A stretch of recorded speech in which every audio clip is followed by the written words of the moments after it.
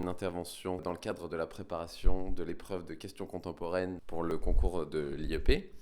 Alors, l'épreuve qui vous sera demandée, il s'agit d'une dissertation dans laquelle il faut articuler à la fois des connaissances de diverses disciplines, donc SES, histoire, philosophie, afin de mettre en perspective l'actualité. L'idée n'est pas juste de reprendre l'actualité et de telle qu'elle, c'est pas non plus uniquement de faire de la théorie pour de la théorie, mais d'utiliser la théorie, notamment de plusieurs disciplines, pour mettre en perspective et analyser des événements qui sont plus contemporains.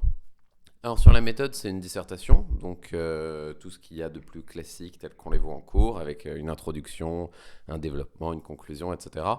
Pour ce qui est du cours d'aujourd'hui, le choix que j'ai fait, c'est donc de faire une dissertation, mais à l'oral, sur un sujet qui pourrait potentiellement tomber.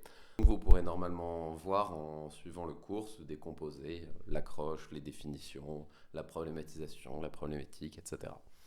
Pour ce qui est de ce cours également, je ne vais pas dicter, évidemment, ce serait trop long. Je vais juste parler et ce sera à vous de prendre des notes et ensuite l'ensemble est enregistré. Et j'enverrai donc l'enregistrement en ligne pour que vous puissiez le réécouter si besoin. Voilà. Bon, j'imagine qu'il n'y a pas de questions. Alors, on va commencer. Donc, introduction. Le 12 octobre 2016, un livre a été publié. Il s'intitule « Un président ne devrait pas dire ça ». Alors, c'est une série d'entretiens menés par deux journalistes, Gérard Davet et Fabrice Lhomme, qui, pendant 5 ans, auprès de François Hollande, ont réalisé un certain nombre d'entretiens, et donc dans lequel il a confié beaucoup de choses sur sa pratique du pouvoir, etc. Et il y révèle notamment qu'il a commandité pas moins de 4 assassinats. Les services secrets appellent ça les opérations homo pour homicide. La source est ici une source présidentielle. Un autre journaliste, Vincent Nouzig, qui avait fait une étude spécialement sur le sujet, lui estime plutôt son nombre à 40. Dans tous les cas, qu'il s'agisse de 40 ou de 4, on a bel et bien des assassinats, des homicides commis par les services secrets français à la demande du président. Ce qui est tout aussi intéressant que cette information en elle-même, c'est les réactions qu'elle a provoquées.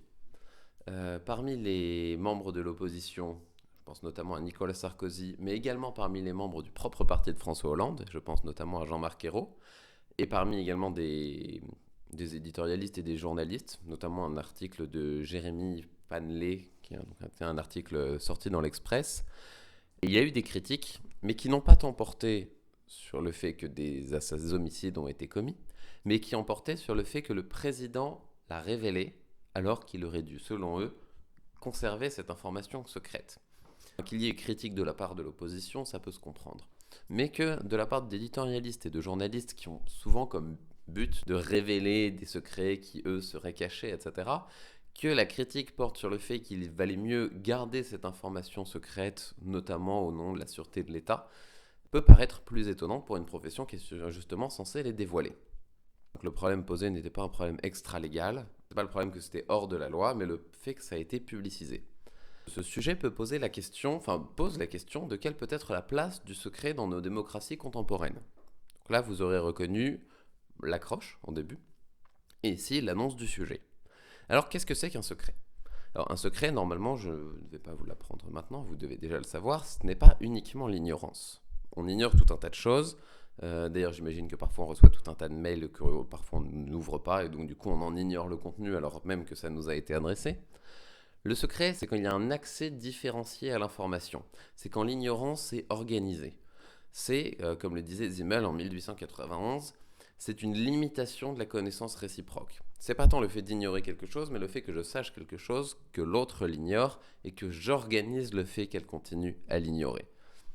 Alors, il peut prendre plusieurs formes distinctes, qui sont donc des formes différentes de secret, mais qui rentrent tous dans cette catégorie, comme par exemple le mensonge, dans lequel on va travestir la vérité pour ne pas dire une vérité, ou alors le non-dit, dans lequel on va la cacher sans la dire. Pour ce qui est de la démocratie, étymologiquement, démos, c'est le peuple, kratos, c'est le pouvoir en grec, ce qui nous donne le pouvoir au peuple. Ça, c'est quelque chose qu'on entend souvent. On n'a encore pour l'instant rien dit. Qu'est-ce que ça veut dire que la démocratie ? C'est un terme qui est polysémique. Quand on regarde l'évolution de son usage, il y en a quand même plusieurs. Certains le définissent comme un régime politique, d'autres comme un état social chez Tocqueville, d'autres comme une forme d'état chez Kant. Bon, on pourra y revenir. Pour qu'on se mette d'accord, généralement, quand vous avez des sujets de type dans nos démocraties contemporaines, on parle du régime politique dans lequel nous vivons, c'est-à-dire un régime démocratique représentatif. C'est une certaine organisation des pouvoirs qui a certaines caractéristiques, donc dans lequel, de un, il y a reconnaissance d'une souveraineté qui émanerait du peuple. Le peuple est souverain en droit. Et le caractère représentatif, c'est quand il y a une délégation de l'usage de cette souveraineté auprès de représentants. Bernard Manin définit ces 4 caractéristiques dans un livre, Principes du gouvernement représentatif, dédié au sujet. Un régime représentatif a une marge d'indépendance des gouvernants, une liberté d'opinion, qui implique ensuite une liberté d'expression et de libre association, ça on y reviendra, et une sélection par l'élection réitérée. Si l'élection a lieu une fois, c'est une élection à vie, ensuite forcément il n'y a plus de contrôle citoyen possible, ou en tout cas il devient plus difficile. Donc le pouvoir doit être remis en jeu régulièrement. Et enfin, l'épreuve de la discussion, les décisions prises, les actes du pouvoir pris doivent pouvoir être discutés et en assemblée, et également au sein de l'opinion publique. Ce qui pose question, c'est que pour qu'une démocratie fonctionne, il faut justement qu'on puisse avoir une opinion des choses. Pour que cette épreuve de la discussion soit possible, il faut, c'est une condition nécessaire, que l'information soit rendue publique. Si elle n'est pas publique, on n'en a pas connaissance. Si on n'en a pas connaissance, on ne peut pas en discuter. De plus, la démocratie, c'est un régime politique, donc c'est une organisation du pouvoir, et elle est donc indissociable de l'État. On ne peut pas élire des représentants, élire des députés, s'il n'y a pas d'État, puisque l'Assemblée nationale est un organe à part entière de l'État. Or, l'État semble a priori avoir besoin du secret pour se maintenir. Pour assurer sa sécurité, il ne doit pas tout dévoiler. Il ne doit pas dévoiler l'organisation de ses plans militaires, la localisation de ses bases, ses effectifs, ses stratégies. Et on verra tout au long de ce sujet, ou une partie de ce sujet, la guerre a eu son importance. Donc, le secret d'État semble être à la fois une nécessité pour maintenir l'État, et donc du coup le régime démocratique, et en même temps, il semble être totalement antinomique à la démocratie, puisque si quelque chose est secret, on ne peut donc pas en discuter, et donc les conditions nécessaires au fonctionnement de la démocratie ne sont pas réalisées. Enfin, le secret d'État va toucher un certain nombre de domaines, mais qui comprend également les données personnelles des individus. Étant donné que l'État collecte un grand nombre de données sur les personnes, qu'elles soient fiscales, médicales, judiciaires, et que les personnes tiennent au respect de leur vie privée, alors l'État doit être capable de conserver secrètes les informations qu'il a collectées sur les personnes. Donc, on l'a vu, il y a comme un paradoxe entre démocratie et secret, puisque le secret semble à la fois nécessaire pour le fonctionnement de l'État et en même temps antinomique avec le fonctionnement de la démocratie. Or, il ne peut pas y avoir de régime démocratique hors de l'État, puisque c'est une organisation des pouvoirs. Alors, on peut donc élaborer la problématique suivante. Si le secret semble être une nécessité pour le maintien de l'État, n'y a-t-il pas des conditions qui rendraient possible un encadrement démocratique du secret ? Alors, j'insiste sur ce point parce que vous aurez reconnu qu'entre la définition et ma problématique, il y a bien toute une période où j'ai mis en avant ce paradoxe, et donc qui correspond à la phase de problématisation avec laquelle justement souvent les élèves peuvent avoir des difficultés. Voilà, comment on construit un problème. Dans un premier temps, nous parlerons du secret et nous verrons en quoi il a été considéré comme une nécessité pour le maintien d'un État, et notamment son importance dans le domaine militaire et dans la protection des intérêts fondamentaux de l'État. Et pour analyser ces points-là, nous allons parler notamment de l'évolution de la place qu'a le secret dans la pensée occidentale, globalement de la fin du Moyen-Âge jusqu'à la modernité, jusqu'aux alentours du XVIIIe siècle. Pourquoi la pensée occidentale ? Parce que ça reste celle qui nous est la plus familière, et parce qu'il aurait été assez compliqué, même s'il s'est écrit des choses ailleurs, de se familiariser en aussi peu de temps à des traditions qui sont assez complexes et assez lointaines. Dans un second temps, on verra que l'existence du secret induit automatiquement des risques d'abus. La démocratie s'accompagne forcément d'une exigence de transparence, mais qu'il existe des moyens d'exercer un contrôle sur ce secret, bien qu'il conserve des limites, dont on traitera.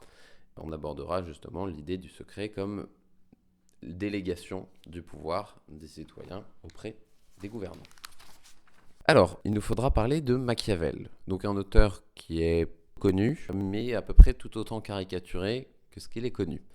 Mais pour comprendre Machiavel, il faut voir qu'en fait, il n'a pas tout inventé. En fait, c'est très rare dans la pensée qu'une personne invente tout. Généralement, on s'appuie et on fait des glissements par rapport aux thèses, aux hypothèses, aux théories qui se disaient antérieurement ou simultanément. Donc pour comprendre Machiavel, il faut comprendre aussi par rapport à quoi il se positionne, et notamment par rapport aux humanistes de son époque et aux scolastiques de la période médiévale.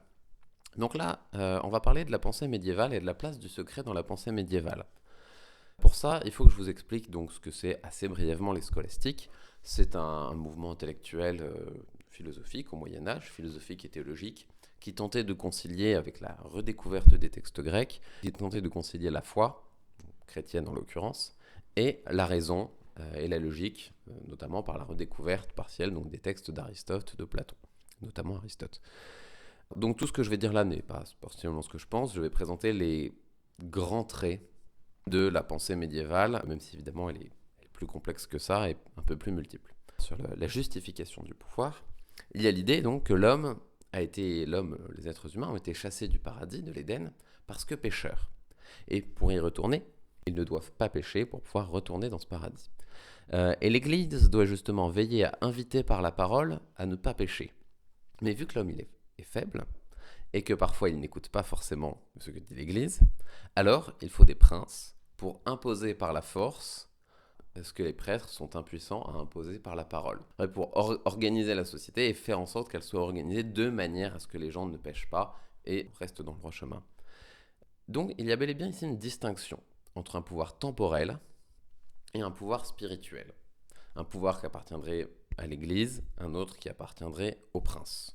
Même si la pensée médiévale a énormément évolué, énormément débattu les liens entre ces deux pouvoirs, mais ça s'appuie sur des textes, notamment, alors je vais citer de mémoire Saint Augustin dans La Cité de Dieu, qui dit, voilà, deux amours ont fait deux cités, l'amour de soi jusqu'au mépris de Dieu, la cité des hommes, et l'amour de Dieu jusqu'au mépris de soi, la cité de Dieu.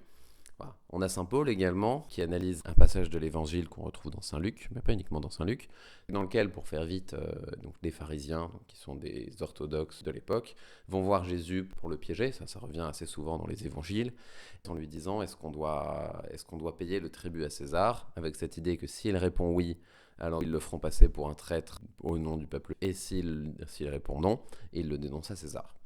Et Jésus tend une pièce, il dit quelle est la tête que vous voyez sur cette pièce. Ils répondent celle de César. Il dit il faut rendre à César ce qui est à César et à Dieu ce qui est à Dieu. À partir de là, il y a toute une exégèse, donc toute une interprétation de ce passage comme une distinction bel et bien entre un pouvoir temporel, celui de César, et un pouvoir spirituel, celui de Dieu, en tout cas un domaine spirituel. Mais ces pouvoirs ne sont pas séparés, comme nous on peut avoir l'habitude dans le cadre de la laïcité, ils sont distingués. Ils sont hiérarchisés l'un par rapport à l'autre. Le pouvoir temporel tient sa légitimité du pouvoir religieux. Il tient sa raison d'être du pouvoir religieux. Voilà, Dieu a fait des rois pour gouverner les hommes. Et c'est en partie affirmé par les papes, qui, notamment pour contrer la prétention des empereurs à exercer les deux pouvoirs, ont reconnu en partie les pouvoirs des rois d'exercer un pouvoir temporel au nom de l'autorité spirituelle. Donc il y a bel et bien une hiérarchie entre les deux. Alors, le roi, dans sa définition médiévale, doit faire appliquer la loi. Mais la notion de loi est assez différente de celle qu'on comprend nous. Nous, généralement, quand on fait référence à la loi, on fait référence à une loi humaine, à une loi qui a été faite par les hommes, pour les hommes, dans un cadre démocratique, etc. Là, quand on parle de loi, c'est la loi divine. C'est donc pas une loi que l'homme est capable d'amender. Il doit faire appliquer cette loi divine. Legem servare hoc es regnare. Régner, c'est observer la loi. Et le respect de la loi, c'est ce qui distingue le roi du tyran. L'idée, c'est qu'un roi juste est un pléonasme. C'est une définition qui n'a aucun sens d'un point de vue médiéval. Le roi, c'est celui qui applique son pouvoir justement, c'est-à-dire dans le respect de la loi divine. Et le tyran, c'est celui qui ne la respecte pas. Dans certains cas, Jean de Salisbury notamment, mais ça n'a pas fait consensus, aller jusqu'à justifier un tyrannicide si le roi n'observait pas correctement la loi ou ne la faisait pas observer. On pouvait être légitime pour le tuer. Donc c'était un auteur du XIIe siècle. Ici, il y a donc une posture sur l'approche du pouvoir qui est moralisante. L'idée est d'éduquer les princes pour qu'ils se comportent en rois et qu'ils se comportent en personnes justes.